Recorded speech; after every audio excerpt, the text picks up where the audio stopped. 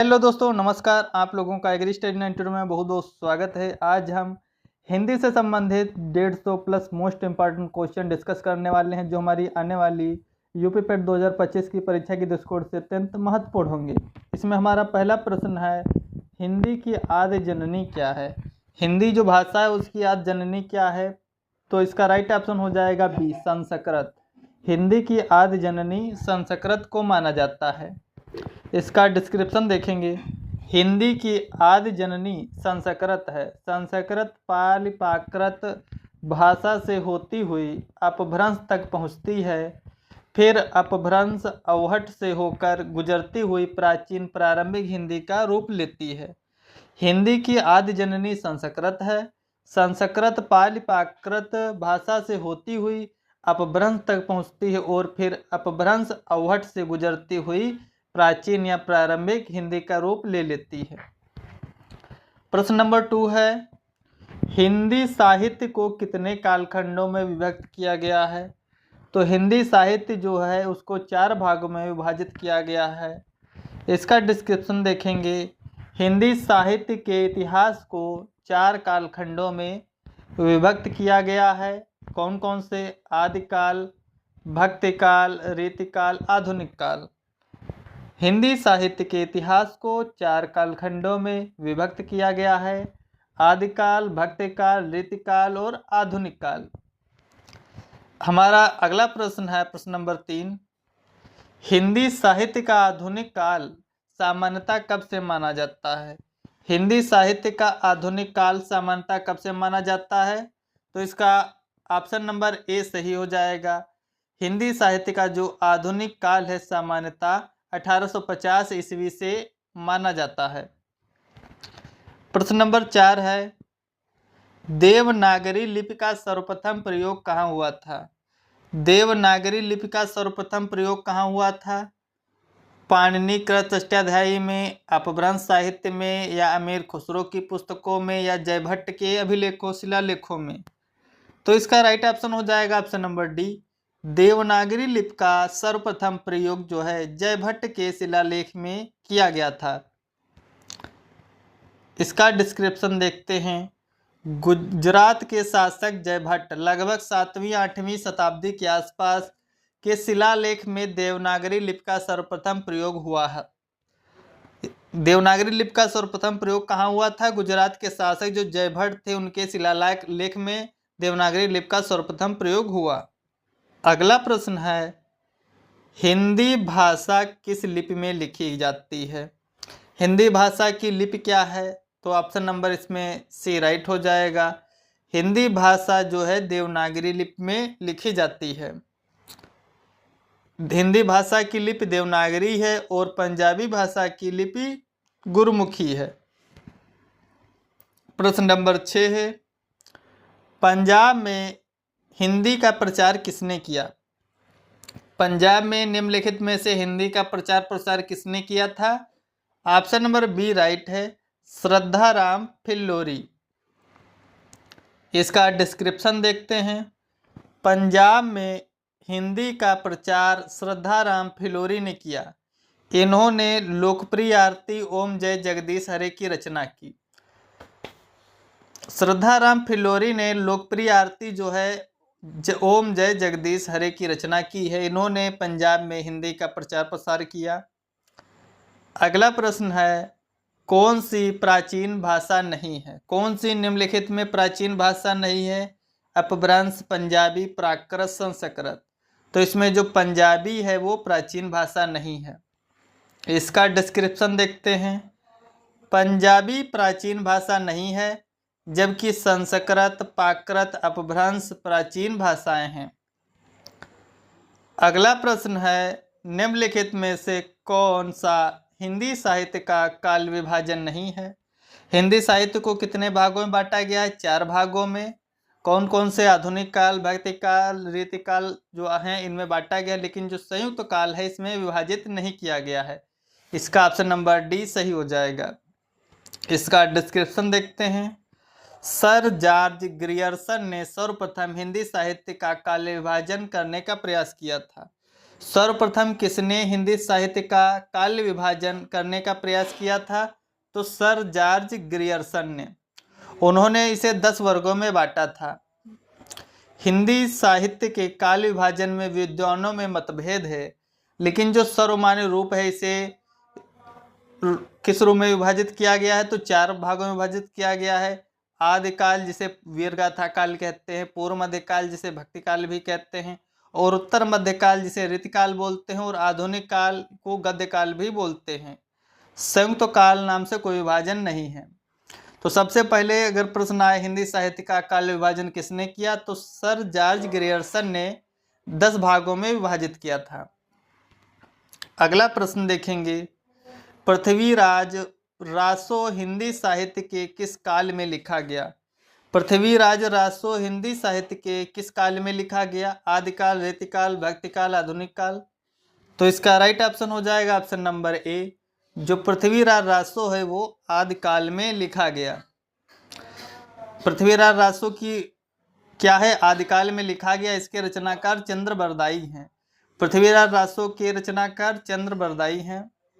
अगला प्रश्न है, कबीरदास, तुलसीदास, सूरदास कौन से काल के संत माने गए हैं? तो ये जो है ऑप्शन नंबर बी राइट है, भक्ति काल। कबीर, तुलसी, सूर ये सभी भक्ति काल के कवि माने गए हैं। इसका डिस्क्रिप्शन देखेंगे, कबीरदास, तुलसीदास, सूरदास आदि जो है भक्ति काल के संत या कवि माने गए हैं। कबीरदास जो है निर्गुण मार्गी काव्यधारा के कवि हैं, जबकि तुलसीदास एवं सूरदास सगुण मार्गी काव्यधारा के कवि हैं। तुलसीदास, सूरदास सगुण मार्गी काव्यधारा के कवि हैं और कबीरदास निर्गुण मार्गी काव्यधारा के कवि हैं। अगला प्रश्न है, मध्यकालीन भारतीय आर्यभाषा काल। मध्यकालीन भारतीय आर्यभाषा काल का क्या ईस्वी है? तो इसका राइट ऑप्शन हो जाएगा ऑप्शन नंबर ए, 500 ईस्वी से 1000 ईस्वी तक आर्यभाषा काल माना गया। इसका डिस्क्रिप्शन देखते हैं, मध्यकालीन भारतीय आर्यभाषा काल 500 ईस्वी से लेकर 1000 ईस्वी तक माना जाता है। अगला प्रश्न है, निम्न में से किस धातु से भाषा बनी है? भाषा किस धातु से बनी है? तो भास धातु से बनी है। इसका डिस्क्रिप्शन देखेंगे, भाषा शब्द की उत्पत्ति भास धातु से में आ प्रत्यय लगाने से हुई है। भाषा शब्द की उत्पत्ति भास धातु में आ प्रत्यय लगाने से हुई है। अगला प्रश्न है, लिपि की आवश्यकता क्यों होती है? लिपि की क्या जरूरत पड़ती है? तो लिपि बोलने में होती है, संकेत में, या भाषा लिखने में? तो इसका राइट ऑप्शन हो जाएगा ऑप्शन नंबर बी, लिपि की आवश्यकता भाषा को लिखने में होती है।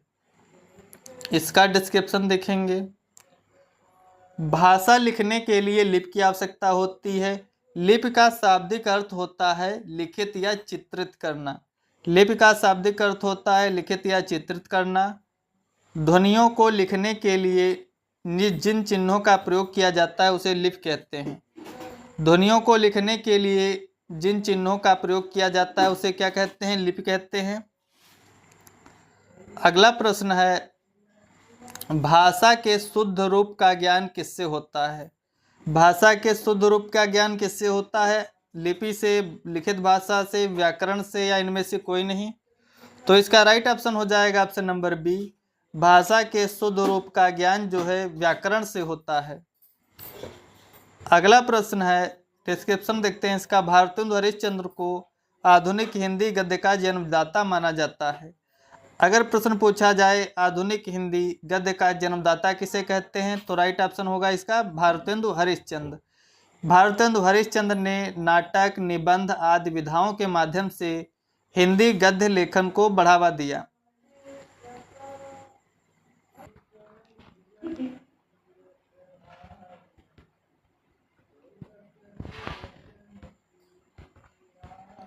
अगला प्रश्न है, सूरदास के गुरु कौन थे?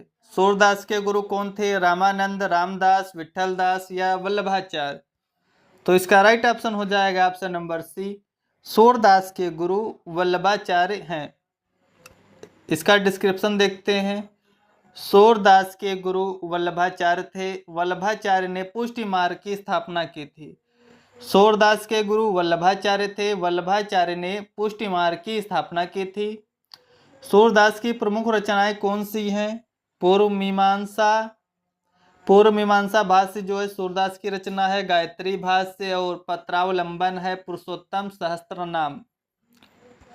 सूरदास की रचनाएं हैं। सूरदास के गुरु जो वल्लभाचार्य थे, वल्लभाचार्य ने पुष्टि मार्ग की स्थापना की।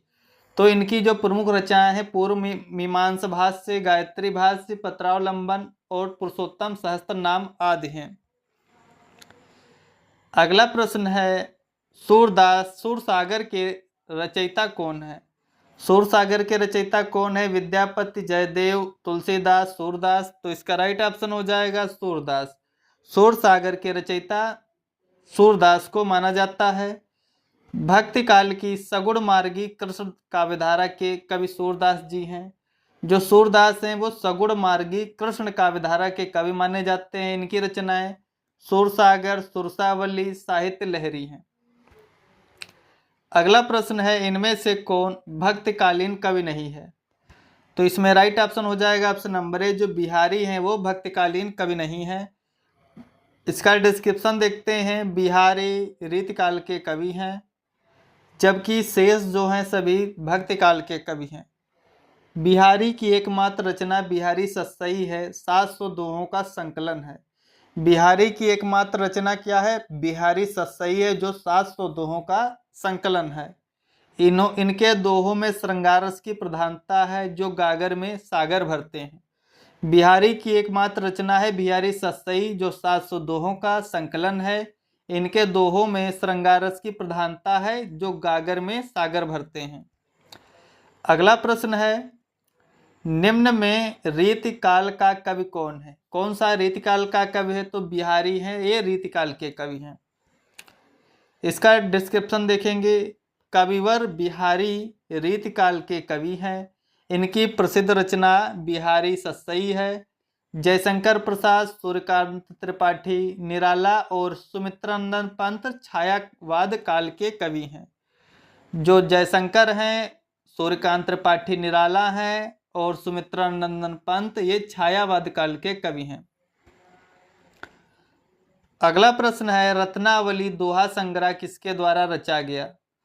तो जो रत्नावली दोहा संग्रह है ये किसकी रचना हो जाएगी? तो इसमें चारों राइट ऑप्शन नहीं है। इसका डिस्क्रिप्शन देखते हैं। मुरलीधर चतुर्वेदी की रचनाएं रत्नावली, लघु दोहा संग्रह, दोहा रत्नावली आदि हैं। तो ये मुरलीधर चतुर्वेदी की रचनाएं हैं रत्नावली, लघु दोहा संग्रह और दोहा रत्नावली। दोहा रत्नावली जो है तुलसीदास की पत्नी रत्नावली द्वारा भी रचित मिलती है। जो दोहा रत्नावली है तुलसीदास की पत्नी रत्नावली द्वारा भी रचित मिलती है। अगला प्रश्न देखेंगे, निम्नलिखित में से कौन सी रचना तुलसीदास की नहीं है? रामचरितमानस, गीतावली, भक्तमाल, श्री कृष्ण गीतावली। तो इसका राइट ऑप्शन हो जाएगा डी, जो भक्तमाल है ये तुलसीदास की रचना नहीं है। रामचरितमानस, श्री कृष्ण गीतावली और गीतावली ये तुलसीदास की रचनाएं हैं। इसका डिस्क्रिप्शन देखेंगे। भक्तमाल के रचनाकार तुलसीदास नहीं बल्कि नाभादास हैं। भक्तमाल की रचना किसने की है? नाभादास ने की है। रामचरितमानस, गीतावली, श्री कृष्ण गीतावली तुलसीदास की रचनाएं हैं। अगला प्रश्न देखेंगे, हिंदी साहित्य के इतिहास में प्रसिद्ध कबीरदास, सूरदास, महावीर प्रसाद द्विवेदी, प्रेमचंद्र, हरिवंश राय बच्चन आदि किस प्रदेश से हैं? हिंदी साहित्य के इतिहास में प्रसिद्ध कबीरदास, सूरदास, महावीर प्रसाद द्विवेदी, प्रेमचंद, हरिवंश राय बच्चन किस प्रदेश से हैं? तो ये सभी उत्तर प्रदेश से हैं। इसका डिस्क्रिप्शन देखेंगे। हिंदी साहित्य के इतिहास में प्रसिद्ध कबीरदास, सूरदास, महावीर प्रसाद द्विवेदी, प्रेमचंद, हरिवंश राय बच्चन आदि उत्तर प्रदेश से संबंधित हैं। अगला प्रश्न है, कबीर की भक्ति का स्वरूप है। कबीर की भक्ति का स्वरूप क्या है? तो कबीर जो है निर्गुण मार्गी काव्यधारा के कवि हैं। इसका डिस्क्रिप्शन देखते हैं। कबीर की भक्ति का स्वरूप निर्गुण है। कबीर की भक्ति का स्वरूप निर्गुण है। यह निर्गुण एवं निराकार ब्रह्म की उपासना करते हैं। कबीर जी जो है निर्गुण मार्गी हैं, ये निराकार ब्रह्म की उपासना करते हैं। बीजक इनकी प्रमुख रचना है। कबीर दास की रचना बीजक है। कबीर की भाषा को पंचमेल खिचड़ी या सधुक्कड़ी कहते हैं। कबीर की भाषा को क्या बोलते हैं? पंचमेल खिचड़ी या सधुक्कड़ी कहा जाता है। अगला प्रश्न है कबीर दास की भाषा कौन सी है? तो कबीर दास की भाषा जो पंचमेल खिचड़ी व सधुक्कड़ी है। ऑप्शन नंबर डी राइट है। अगला प्रश्न देखेंगे, हिंदी का प्रथम समाचार पत्र कौन था? तो इसका राइट ऑप्शन है option number B, Udant Martand Hindi का प्रथम समाचार पत्र था। इसका डिस्क्रिप्शन देखेंगे, हिंदी का प्रथम समाचार पत्र उदंत मार्तंड है। पंडित जुगल किशोर शुक्ल ने इसका प्रकाशन कलकत्ता से 30 मई 1826 को साप्ताहिक पत्र के रूप में किया था। जो हिंदी का प्रथम समाचार पत्र उदंत मार्तंड है, इसके रचनाकार या प्रकाशक जो हैं जुगल किशोर हैं, पंडित जुगल किशोर शुक्ल। इन्होंने इसका प्रकाशन कलकत्ता से 30 मई 1826 को किया था। यह एक साप्ताहिक पत्र था। अगला प्रश्न है, निम्नलिखित में से किसको साहित्य अकादमी पुरस्कार मिला? तो ऑप्शन नंबर ए राइट है। नामवर सिंह जो हैं इनको साहित्य अकादमी पुरस्कार मिला। इसका डिस्क्रिप्शन देखेंगे, वर्ष 1971 में नामवर सिंह को उनकी साहित्यिक आलोचना कृति कविता के नए प्रतिमान के लिए हिंदी भाषा का साहित्य अकादमी पुरस्कार मिला। वर्ष 1971 में जो नामवर सिंह है उनको उनकी साहित्यिक आलोचना कृति कविता के नए प्रतिमान के लिए हिंदी भाषा का साहित्य अकादमी पुरस्कार मिला। अगला प्रश्न देखेंगे, ज्ञानपीठ पुरस्कार किस भाषा से संबंधित है? हिंदी, संस्कृत, तमिल या संविधान की 8वीं अनुसूची की सभी भाषाओं से। जो संविधान की 8वीं अनुसूची है उसमें 22 भाषाओं का उल्लेख है, तो इसमें राइट ऑप्शन हो जाएगा डी। सभी 22 भाषाओं के लिए ज्ञानपीठ पुरस्कार प्रदान किए जाते हैं। इसका डिस्क्रिप्शन देखेंगे, ज्ञानपीठ पुरस्कार का संबंध संविधान की 8वीं अनुसूची की सभी 22 भाषाओं में से है। यह भारत का सर्वोच्च साहित्यिक सम्मान है। भारत का सर्वोच्च साहित्यिक सम्मान क्या है? ज्ञानपीठ पुरस्कार। और प्रतिवर्ष संविधान की 8वीं अनुसूची में उल्लिखित भारतीय भाषाओं के किसी विख्यात साहित्यकार को प्रदान किए जाते हैं ये पुरस्कार। वर्ष 2018 का 54वां जो ज्ञानपीठ पुरस्कार है अंग्रेजी के प्रख्यात लेखक एवं उपन्यासकार अमिताभ राव घोष को दिया गया था। अमिताभ घोष को प्रदान किया गया था 2018 का 54वां ज्ञानपीठ पुरस्कार। जो पहला ज्ञानपीठ पुरस्कार था वो जी शंकर कुरूप को दिया गया था। अगला प्रश्न देखेंगे, मधुशाला के लेखक कौन हैं? तो ऑप्शन नंबर सी राइट है। मधुशाला के लेखक हैं हरिवंश राय बच्चन। अगला इसका डिस्क्रिप्शन देखते हैं, मधुशाला के लेखक हरिवंश राय बच्चन हैं। इनकी अन्य रचनाएं हैं। हरिवंश राय बच्चन की और रचनाएं कौन सी हैं? मधुशाला, मधुबाला, मधु कलश, निशा निमंत्रण, 10 द्वार से सोपान तक, नीड़ का निर्माण, फिर क्या भूलूं क्या याद करूं आदि जो हैं हरिवंश राय बच्चन की रचनाएं हैं। हरिवंश राय बच्चन यूपी से संबंधित हैं। मधुबाला, मधुशाला, मधु कलश, निशा निमंत्रण, 10 द्वार से सोपान तक, नीड़ का निर्माण, फिर क्या भूलूं क्या याद करूं, ये सभी हरिवंश राय बच्चन की रचनाएं हैं। अगला प्रश्न है, जूही की कली कविता के कवि कौन है? जूही की कली कविता के लेखक जो है निराला हैं। इसका डिस्क्रिप्शन देखेंगे, जूही की कली कविता के कवि सूर्यकांत त्रिपाठी निराला हैं। जूही की कली कविता के कवि सूर्यकांत त्रिपाठी निराला है। सूर्यकांत त्रिपाठी निराला की अन्य रचनाएं या कविताएं हैं राम की शक्ति पूजा, सरोज स्मृति और कुकुरमुत्ता। कुकुरमुत्ता की शक्ति पूजा और सरोज स्मृति सूर्यकांत त्रिपाठी निराला की कविताएं हैं। अगला प्रश्न देखेंगे, प्रश्न नंबर 30 है, निम्नलिखित में से कौन सी पुस्तक प्रेमचंद द्वारा लिखित नहीं है? तो ऑप्शन नंबर डी इसमें जो राइट है हो जाएगा, ध्रुव स्वामिनी जो है प्रेमचंद द्वारा लिखित नहीं है। इसका डिस्क्रिप्शन देखेंगे, ध्रुव स्वामिनी जयशंकर प्रसाद द्वारा रचित एक नाटक है। ध्रुव स्वामिनी जयशंकर प्रसाद द्वारा रचित एक नाटक है। मुंशी प्रेमचंद द्वारा लिखित पुस्तकें कौन सी हैं? कायाकल्प, रंगभूमि, कर्मभूमि, निर्मला, गबन, गोदान। मुंशी प्रेमचंद की रचनाएं हो जाएंगी कायाकल्प, रंगभूमि, कर्मभूमि, निर्मला, गबन और गोदान। अगला प्रश्न देखेंगे, निम्नलिखित में से कौन अष्टछाप का कवि है? तो सूरदास जो है इनको अष्टछाप का कवि माना जाता है। अगला प्रश्न है, उसने कहा था कहानी के लेखक हैं। उसने कहा था कहानी के लेखक हैं चंद्रधर शर्मा गुलेरी। चंद्रधर शर्मा गुलेरी उसने कहा था कहानी के लेखक हैं। इसका डिस्क्रिप्शन देखते हैं, उसने कहा था कहानी के लेखक चंद्रधर शर्मा गुलेरी हैं। इनकी अन्य रचनाएं घंटाघर, धर्मपरायण, रीछ, पाठशाला, बुद्धू का कांटा, सुखमय जीवन। बुद्धू का कांटा, सुखमय जीवन, धर्मपरायण, रीछ और घंटाघर जो ये हैं सभी चंद्रधर शर्मा गुलेरी की रचनाएं हैं। अगला प्रश्न देखते हैं, रीतिकाल का अन्य नाम क्या है? रीतिकाल को श्रृंगार काल भी बोलते हैं। रीतिकाल का अन्य नाम है श्रृंगार काल। इसका डिस्क्रिप्शन देखते हैं, आचार्य विश्वनाथ प्रसाद मिश्र ने आचार्य विश्वनाथ प्रसाद मिश्र ने रीतिकाल को श्रृंगार काल कहा। आचार्य विश्वनाथ प्रसाद मिश्र ने रीतिकाल को श्रृंगार काल कहा, किंतु अधिकांश जो विद्वान हैं आज भी इस काल को रीतिकाल कहना ही अधिक उपयुक्त समझते हैं। आचार्य रामचंद्र शुक्ल इसका नामकरण रीतिकाल ही किया है।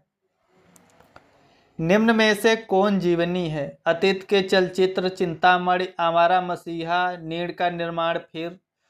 इनमें से जो आवारा मसीहा है ये जीवनी है। इसका डिस्क्रिप्शन देखते हैं, आवारा मसीहा विष्णु प्रभाकर की कृति है यानी जीवनी है। यह बांग्ला उपन्यासकार शरत चंद्र चटर्जी की जीवनी है। आवारा मसीहा विष्णु प्रभाकर की कृति है। यह बांग्ला उपन्यासकार शरत चंद्र चटर्जी की जीवनी है। अतीत के चलचित्र महादेवी वर्मा का रेखाचित्र है। चिंतामणि आचार्य रामचंद्र शुक्ल का निबंध है तथा नीड़ का निर्माण फिर हरिवंश राय बच्चन की आत्मकथा है। तो इसमें प्रश्न पूछा गया था जीवनी है, तो इसमें अतीत के चलचित्र ये जीवनी हो जाएगी। अतीत के चलचित्र महादेवी वर्मा का रेखा चित्र हो जाएगा। चिंतामणि आचार्य रामचंद्र शुक्ल का निबंध, नीड़ का निर्माण फिर हरिवंश राय बच्चन की आत्मकथा है। अगला प्रश्न देखेंगे, एक दिन बैठे बैठे यह बात अपने ध्यान में चढ़ी कि कोई कहानी ऐसी कहिए कि जिसमें हिंदवी छुट और किसी बोली का पुट ना मिले। तो ये पंक्ति किस लेखक की है? तो ये मुंशी इंशाअल्लाह खां की है। इसका डिस्क्रिप्शन देखते हैं, प्रस्तुत पंक्ति जो मुंशी इंशाअल्लाह खां की कृति रानी केतकी की कहानी से ली गई है। एक दिन बैठे बैठे यह बात अपने ध्यान में चढ़ी कि कोई कहानी ऐसी कहिए कि जिसमें हिंदवी छुट और किसी बोली का पुट ना मिले। पंक्ति के लेखक हैं इंशाअल्लाह खां। ये जो पंक्ति है रानी केतकी की कहानी से ली गई है। अगला प्रश्न है, निम्नलिखित पत्रिकाओं में भारतेंदु हरिश्चंद्र ने कौन सी पत्रिका प्रकाशित की थी?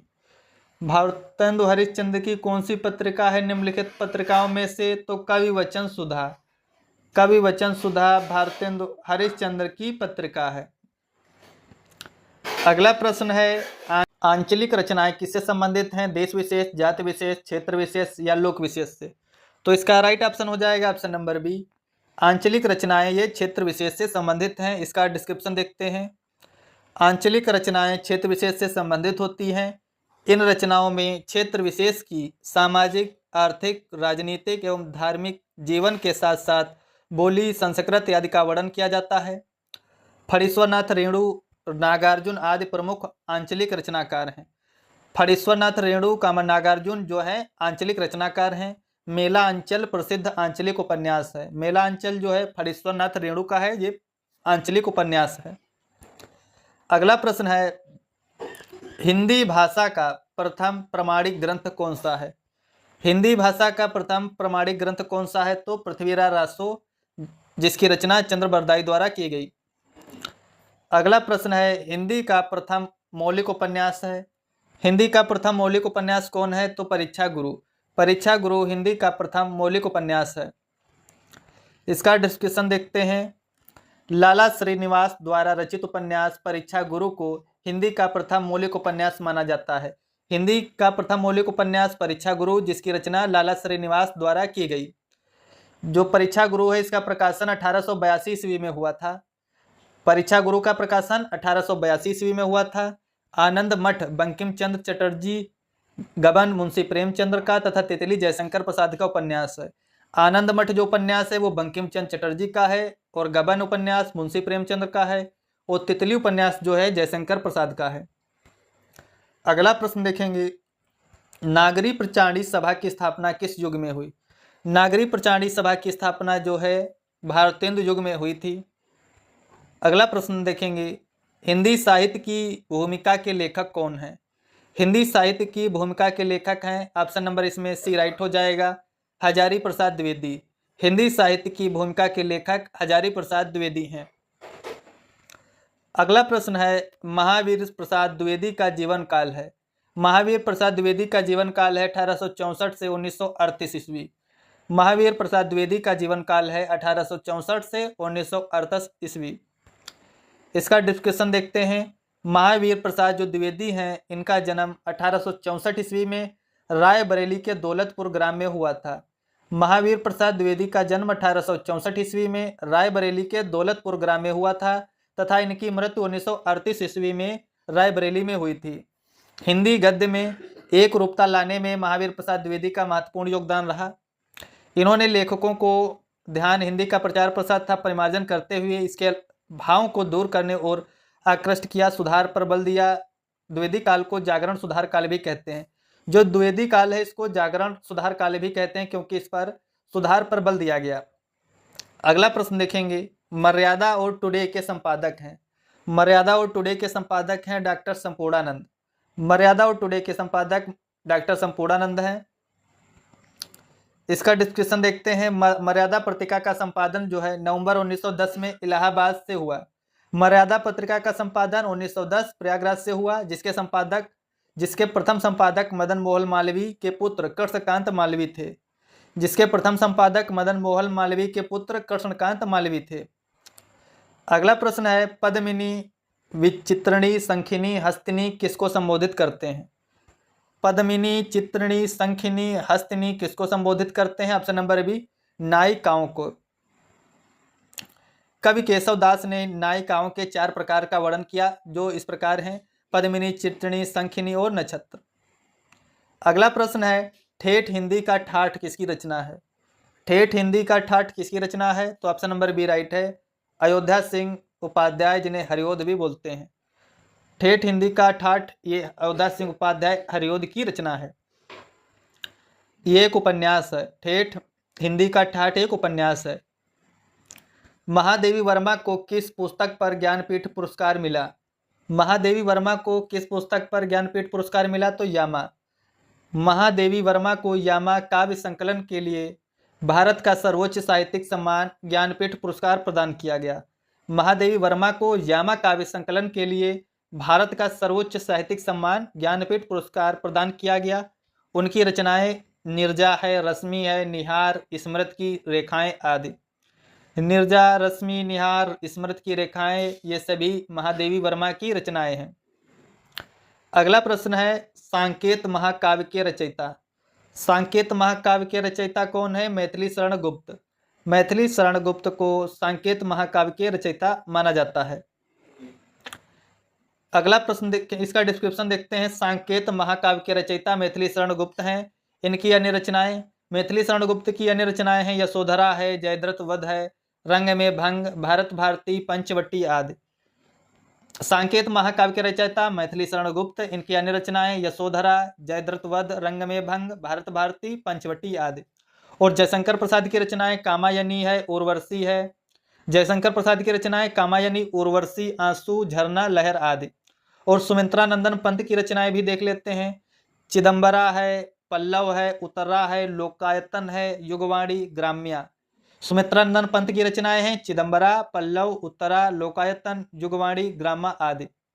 नागार्जुन की रचनाएं हैं अकाल और उसके बाद।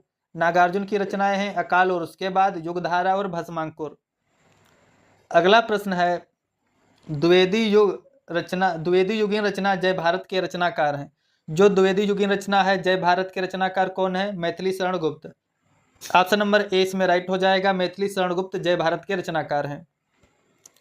इसका डिस्क्रिप्शन देखते हैं। द्विवेदी युगीन रचना जय भारत के रचनाकार मैथिली शरण गुप्त हैं। इनकी अन्य रचनाएं पंचवटी, सांकेत, जयद्रथ वध, यशोधरा, भारत भारती हैं।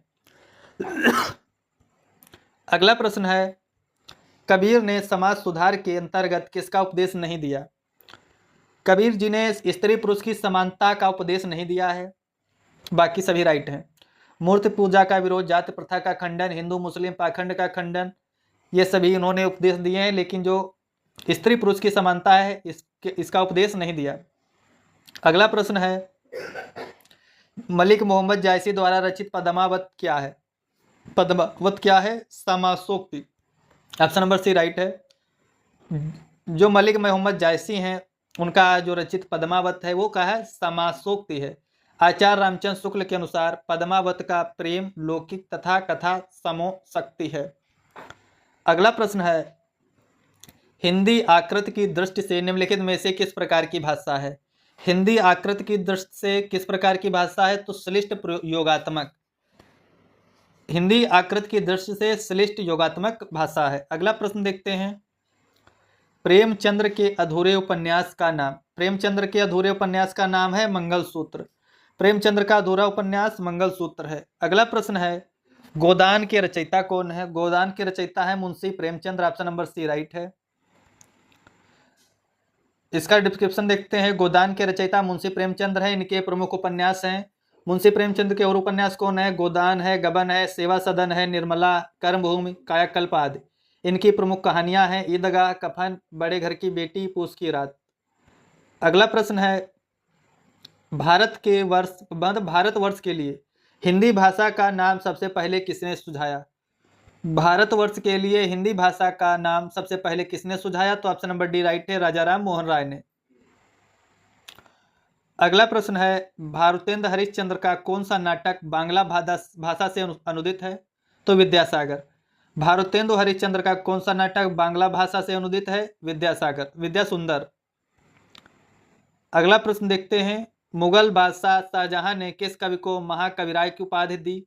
तो सुंदर। तो सुंदर जो है ग्वालियर के ब्राह्मण थे और शाहजहां के दरबार में कविता सुनाया करते थे। सुंदर ग्वालियर के ब्राह्मण थे और शाहजहां के दरबार में कविता सुनाया करते थे। इन्हें शाहजहां ने पहले कविराय और फिर महाकविराय की पदवी दी। इन्होंने सुंदर श्रृंगार नामक नायिका भेद का एक ग्रंथ लिखा। अगला प्रश्न है निम्नलिखित में से कौन ज्ञानाश्रयी शाखा के कवि हैं? तो ऑप्शन नंबर सी राइट है, कबीरदास जो है ज्ञानाश्रयी शाखा के कवि हैं। इसका डिस्क्रिप्शन देखते हैं। ज्ञानाश्रयी शाखा के भक्त कवि निर्गुणवादी थे। ज्ञानाश्रयी शाखा के जो भक्त कवि हैं वो निर्गुणवादी थे। वे गुरु का बहुत सम्मान करते थे और जाति पात के भेदों को नहीं मानते थे। इस शाखा के प्रमुख कवि यानी ज्ञानाश्रयी शाखा जिसे निर्गुणवादी बोलते हैं, इसके प्रमुख कवि हैं कबीरदास, नानक, रैदास, दादू दयाल, सुंदरदास और मल्लुकदास। मल्लुकदास, सुंदरदास, कबीरदास, दादू दयाल, नानक, रैदास ये सभी क्या हैं? निर्गुणवादी ज्ञानाश्रयी शाखा के कवि हैं। अगला प्रश्न है जयचंद्र प्रकाश नामक महाकाव्य के लेखक। जयचंद्र प्रकाश नामक महाकाव्य के लेखक हैं केदार भट्ट। इसका डिस्क्रिप्शन देखते हैं। जयचंद्र प्रकाश नामक महाकाव्य के लेखक जो हैं भट्ट केदार हैं। चंद्र बरदाई ने पृथ्वीराज रासो की रचना की है। अगला प्रश्न है उर्वशी किसका काव्य है? तो यह रामधारी सिंह दिनकर का काव्य है। उर्वशी रामधारी सिंह दिनकर का काव्य है। इसका डिस्क्रिप्शन देखते हैं। उर्वशी रामधारी सिंह दिनकर का कविता संग्रह है। इनके अन्य कविता संग्रह हैं रसस्मृति, हुंकार, कुरुक्षेत्र, परशुराम की प्रतिज्ञा और रेणुका। रसस्मृति, हुंकार, कुरुक्षेत्र, परशुराम की प्रतिज्ञा और रेणुका रामधारी सिंह दिनकर के क्या है, कविता संग्रह है। अगला प्रश्न है मैथिली शरण गुप्त का संबंध आधुनिक काल के किस युग से है। मैथिली शरण गुप्त का संबंध आधुनिक काल के किस युग से है, तो ये द्विवेदी युग से संबंधित है। मैथिली शरण गुप्त का संबंध द्विवेदी युग से है। ये इनके जो अन्य कवि हैं द्विवेदी युग के, अयोध्या सिंह उपाध्याय जिन्हें हरिओद बोलते हैं, श्रीधर पाठक, राम नरेश त्रिपाठी, ये सभी द्विवेदी युग से संबंधित हैं। अगला प्रश्न देखेंगे जयद्रथ वध किसकी रचना है, तो ये मैथिली शरण गुप्त की रचना है। जयद्रथ वध मैथिली शरण गुप्त की रचना है और इनकी अन्य रचनाएं हैं पंचवटी, सांकेत, यशोधरा, द्वापर, झंकार, जय भारत। अगला प्रश्न है निम्नलिखित में से कौन सी रचना नागार्जुन की नहीं है, तो इसमें दादा कामरेड ये नागार्जुन की नहीं है, बाकी रतिनाथ की चाची, इमरतिया, बाबा बटेश्वर नाथ, ये सभी नागार्जुन की रचनाएं हैं। नागार्जुन की रचनाएं हैं रतिनाथ की चाची, बाबा बटेश्वर नाथ, इमरतिया, और दादा जो कामरेड है यशपाल की रचना है। दादा कामरेड यशपाल की रचना है। ठिठुरता हुआ गणतंत्र इस व्यंग्य संग्रह के व्यंग्यकार हैं हरिवंश हरिशंकर परसाई। ठिठुरता हुआ गणतंत्र इस व्यंग्य संग्रह की व्यंग्यकार हरिशंकर परसाई हैं। Thanks for watching, please like and subscribe my channel.